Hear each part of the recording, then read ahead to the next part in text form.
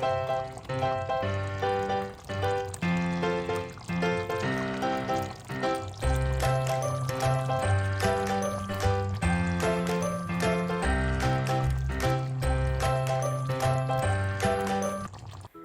guys! Welcome back sa page Wampangan Cooking.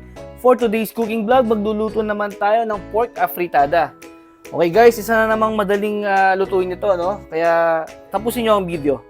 Alam nyo naman, pinapadali natin yung pagluto para mas masundan nyo. Pero solid pa rin yung magiging lasa nito. Okay, once na mainit na yung mantika, i-fry lang muna natin itong patatas at carrots natin. Mas masarap kasi yan guys kapag naka-fry yung patatas at carrots. Ayan, medyo ito toasted lang natin yan.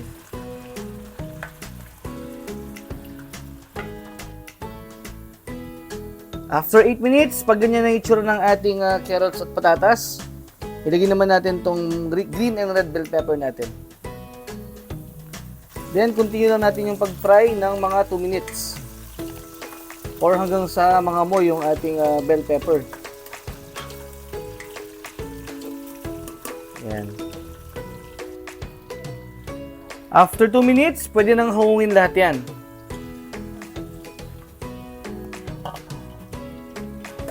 Ang bango ng green and red bell pepper, guys. Amoy na, no? Ayan. Set aside lang muna natin ito, guys, at magigisa na tayo. Babawasan lang natin yung ating mantika, no? At ayan, guys, no? Nakalimutan kong i-on yung ating camera. After natin bawasan yung mantika, nilagay ko na yung isang ulo ng minced garlic at saka yung isang red onion. Ayan, then gisa lang natin yan ng mga 2 minutes.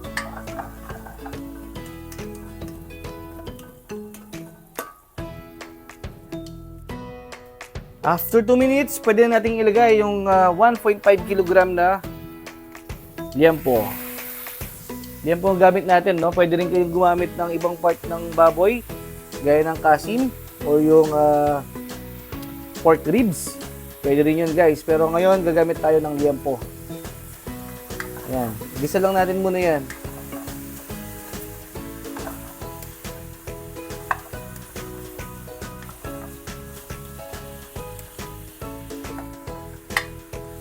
Ayan. Pwede natin timplahan yan ng paminta. At saka konting patis. Yan, konting patis muna, siguro mga isang sandok. Yan, para lang may lasa na yung ginigisa natin. Then, haluin natin at i-continue lang natin yung pag-isa ng mga 5 minutes.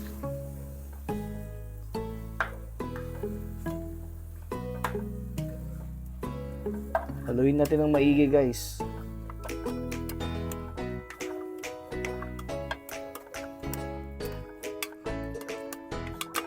Yan. After 5 minutes, maglalagay naman tayo ng isang 70 grams na tomato paste.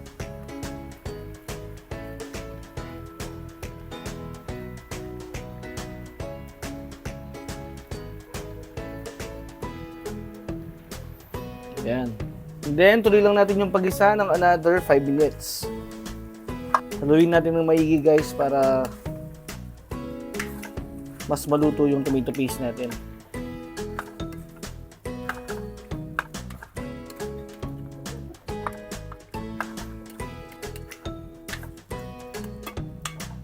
Tomato paste pala yung nilalagay natin, guys. Natatakam na ako. Grabe, ang sarap nito pag naluto na.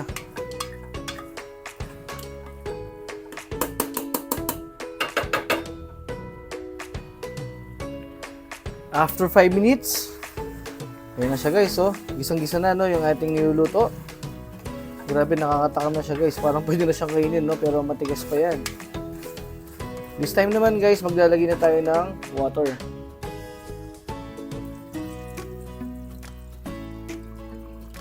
Yan. Tsaka natin haluin.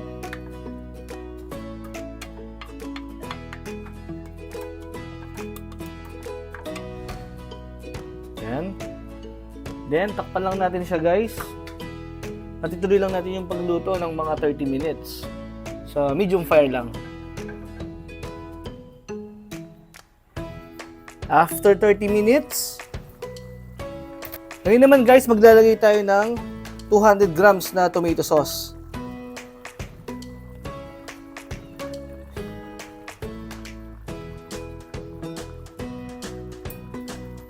Yan. Then, haluin lang natin yan.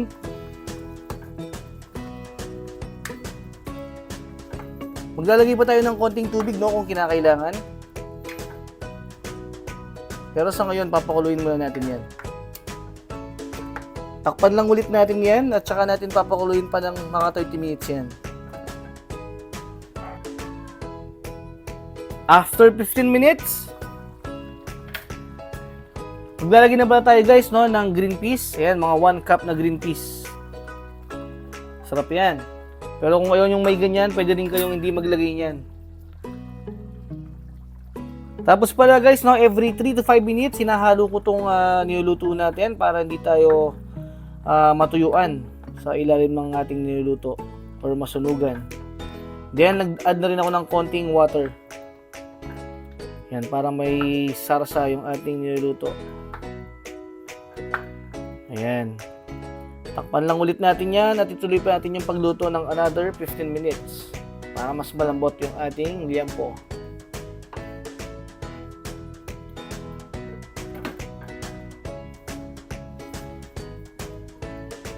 After another 15 minutes,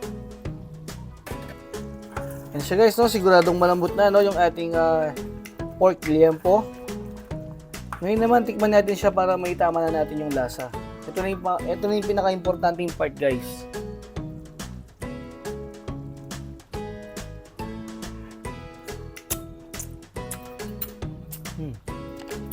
Maglalagay pa tayo ng konting pepper. Tsaka asin. And then 2 tablespoon na sugar. Pambalance ng lasa yan. At saka na rin natin ilalagay, no, yung mga pinirito natin kanina. And then guys, haluin lang natin ng mabuti yan.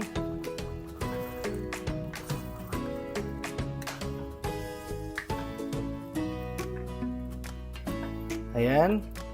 At saka pa natin ulit takpan yan at ituloy pa natin yung pagluto ng mga 5 minutes.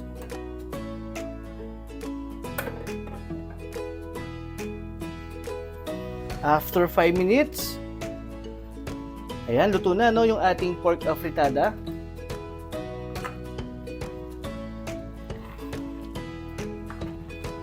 Sabi guys, so napaka-solid niyan. Mamantika na siya, oh. Ayan, kung umabot kayo, no, sa part ng video na to, maraming salamat sa inyong panonood. At kung nagustuhan niyo naman, no, yung recipe natin ngayon, maaaring paki-like and share na rin. At kung hindi pa kayo nakasubscribe, pag-subscribe na rin kayo. Paki-click nyo na rin yung notification bell para ma-update kayo sa masusunod pa nating videos gaya nito. Okay guys, hanggang sa muli. Bye!